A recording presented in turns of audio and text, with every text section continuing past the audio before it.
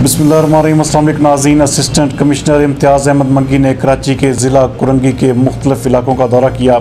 हमारे नुमाइंदा खसूसी जावेद इब्राहिम मंगी के मुताबिक इस दौरे के दौरान वो कौरंगी नदी पर भी गए, जहां पर बात करते हुए उनका कहना था कि 30 सालों से कराची में किसी किस्म का काम नहीं हुआ। अगर काम हुआ होता तो आज कौरंगी का ये हाल ना होता।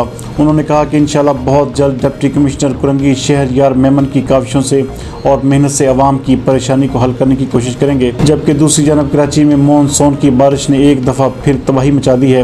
कराची के मुख्तलिफ इलाकों में पहली बारिश का पानी ही नहीं निकल सका था कि दोबारा बारिश ने कराची में मुकम्मल तौर पर सीवरेज के सिस्टम को तबाह कर दिया है।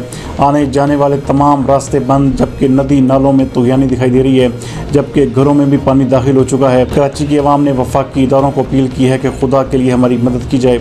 उनका कहना है कि आवाम के पास खाने पीने की अशिया तक ख़त्म हो चुकी हैं और इलाका मकीन इंतहाई परेशानी का शिकार हैं।